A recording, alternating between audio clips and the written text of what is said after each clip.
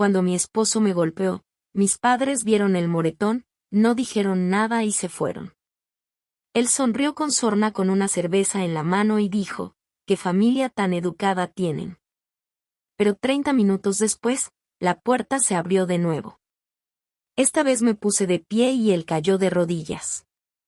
«Hola, me llamo Elena Carter, y durante mucho tiempo creí que el silencio era el precio de la supervivencia. Pensaba que soportar el dolor en silencio era la marca de una mujer fuerte, una esposa leal. Pero me equivoqué, y el día que lo descubrí, todo cambió. Empezó con la bofetada que me rompió más que la piel. Destrozó lo último que me quedaba de fe en mi matrimonio. David, mi esposo desde hacía 4 años, siempre había sido controlador, pero de forma sutil. Pequeñas pullas sobre mi ropa, correcciones sutiles sobre con quién debía hablar y recordatorios sobre cómo debía hablar, actuar o pensar. La violencia física no llegó hasta el 2.º año, e incluso entonces, fue poco frecuente. Pero siempre era culpa mía, o eso creía. Esa mañana, el moretón en mi pómulo apenas empezaba a amarillearse.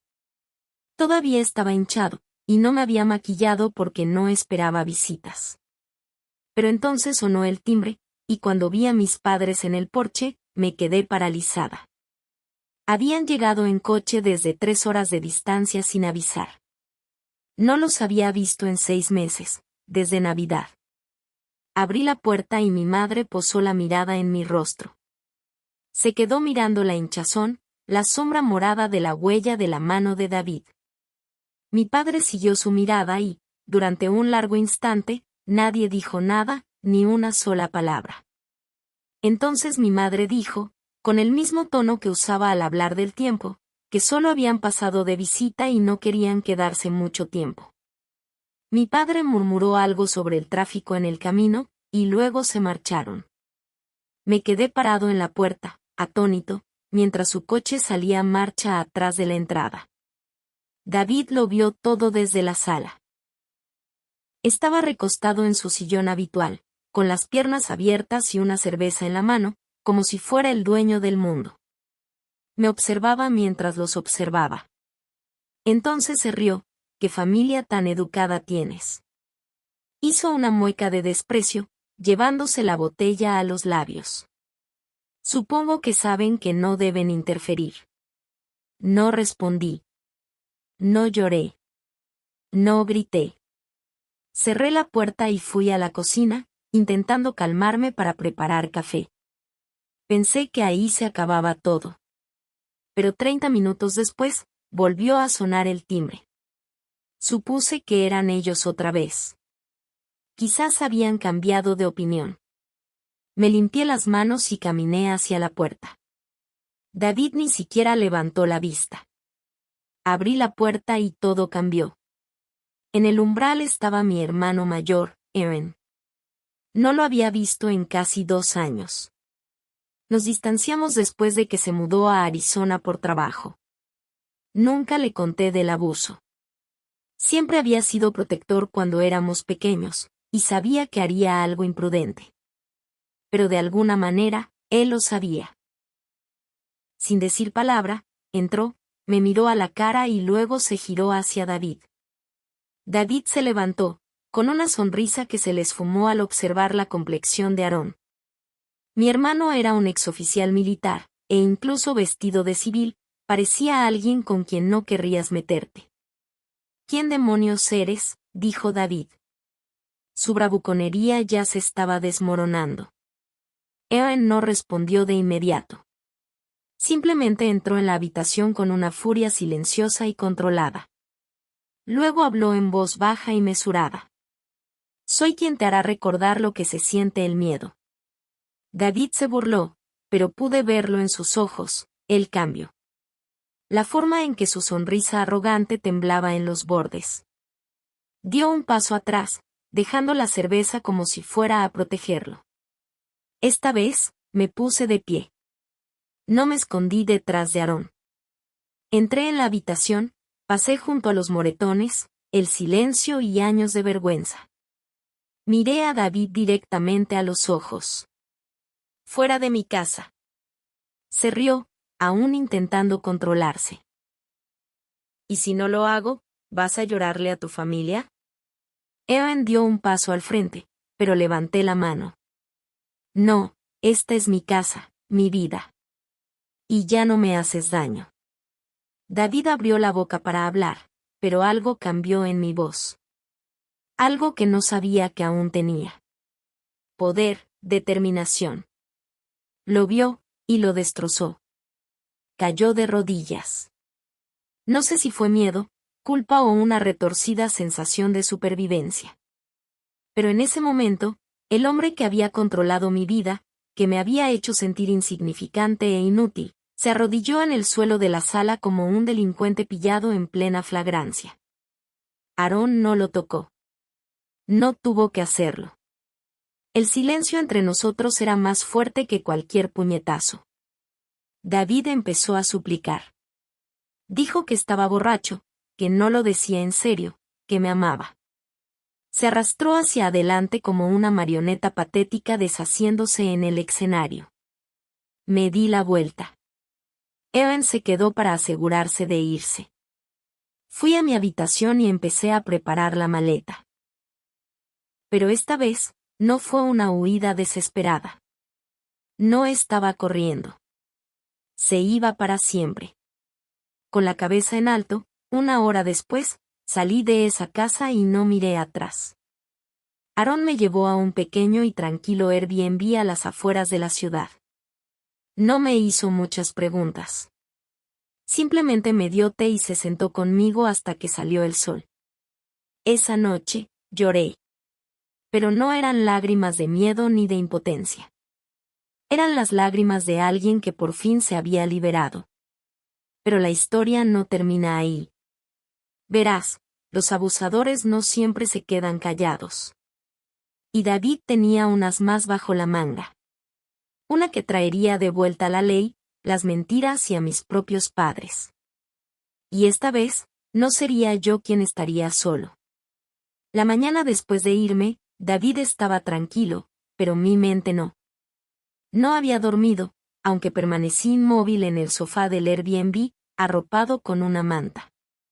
Apenas había salido el sol, proyectando un brillo dorado sobre el suelo de madera, cuando Aarón entró con 2 tazas de café. Me dio una y se sentó frente a mí.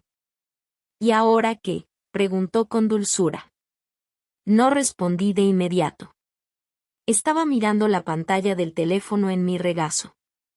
Había 10 llamadas perdidas de David, y luego 5 más de mi madre. Se me encogió el corazón. «La está llamando», dije, apenas en un susurro. «Va a tergiversar la historia». Aarón asintió como si ya lo supiera.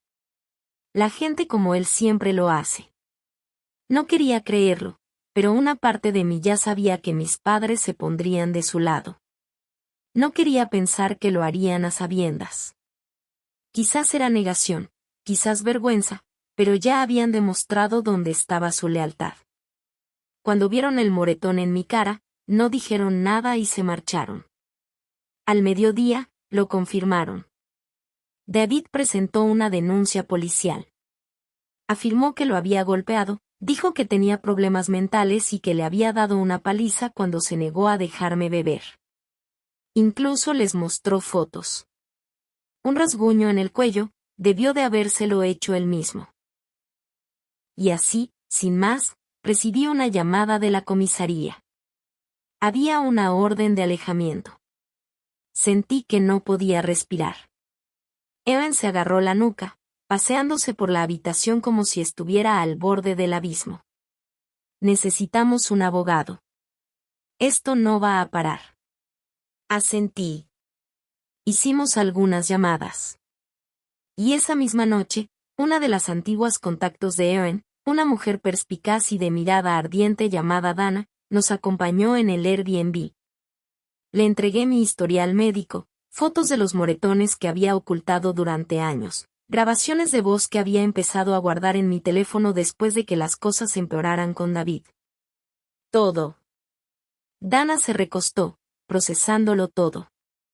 Este hombre está jugando sucio, dijo. Pero tenemos más que suficiente para desmantelar su caso. Pero tendrás que ser fuerte. Se hace público. Respiré hondo. Y luego lo dije en voz alta. La batalla legal que siguió fue prácticamente una zona de guerra. David intentó todas las tácticas posibles. Lloró en el estrado.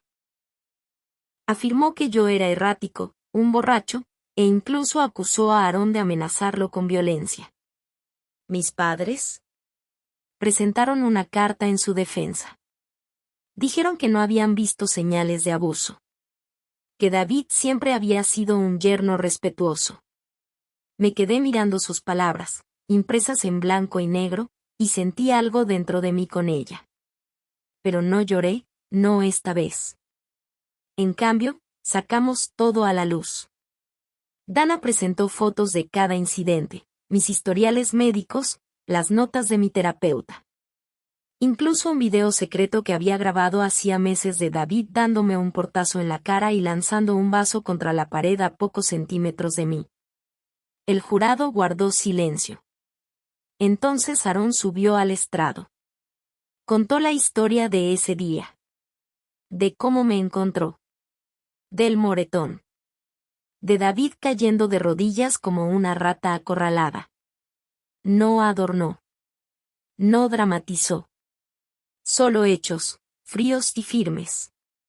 Y el silencio en la sala, tras su conclusión, lo decía todo. El juez tardó 3 días en desestimar la orden de alejamiento de David y emitir una en su contra. En cuanto la leyeron en voz alta, sentí que podía respirar de nuevo. Pero no había terminado. Había permanecido en silencio demasiado tiempo. Había permitido que la vergüenza me mantuviera atrapada. No quería que otra mujer se sintiera así. Así que lo hice público. Lo publiqué todo. Mi historia. Mis moretones. Las mentiras. La traición. Oculté algunos nombres por razones legales. Pero dije la verdad. Les conté cómo, incluso cuando mis padres vieron las marcas en mi cara, se alejaron. Les conté cómo la familia a veces prioriza el orgullo sobre la protección. Y cómo finalmente encontré mi voz. La publicación se volvió viral. Miles de mujeres compartieron sus historias. Recibieron una lluvia de mensajes de desconocidos. Pensando en mí por hablar. Un mensaje me destrozó. Era de una mujer de mi pueblo que dijo que estaba casada con un amigo de la infancia de David. También había estado ocultando moretones. Lo dejó después de leer mi publicación. Fue entonces cuando supe que había valido la pena. 3 semanas después, recibí una carta por correo.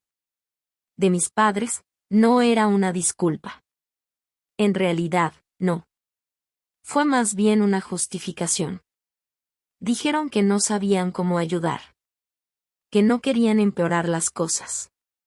Que creían que lo tenía todo bajo control. No respondí. Algunos puentes no se queman de una sola vez. Arden durante años. Y para cuando notas la ceniza, ya se acabó. Pero no estaba solo. Aarón se quedó. Me ayudó a mudarme a un pequeño apartamento al otro lado de la ciudad. Dana me puso en contacto con un consejero que trabajaba con sobrevivientes. Empecé a reconstruir mi vida. Poco a poco. Fue difícil. Había noches en las que todavía me estremecía el ruido de una tapa de botella al estallar o un portazo. Pero era libre. Una tarde, llegó un paquete. Sin nombre. Solo una dirección de remitente que no reconocí. Dentro había una fotografía. Era de nuestra boda, David y yo, sonriendo como desconocidos vestidos para un papel que ninguno de los dos entendía. Pegada con cinta adhesiva al dorso había una nota. 2 palabras, escritas con el inconfundible pergamino de David. Tú ganas. Lo tiré a la hoguera esa noche y lo vi arder. Ya había ganado en cuanto me levanté. El momento en que dejé de esperar a que alguien me salvara. El momento en que me convertí en alguien que se salva a sí misma. David desapareció después de eso. Los rumores se extendieron. Algunos decían que había abandonado el estado. Otros afirmaban que había intentado demandar a otra persona y que lo habían declarado en bancarrota. No me importó. Su etapa en mi vida había terminado. Y ahora, cuando me miro al espejo, no veo moretones. Veo a una mujer que sobrevivió. Una mujer que luchó. Y una mujer que hizo caer de rodillas a un monstruo.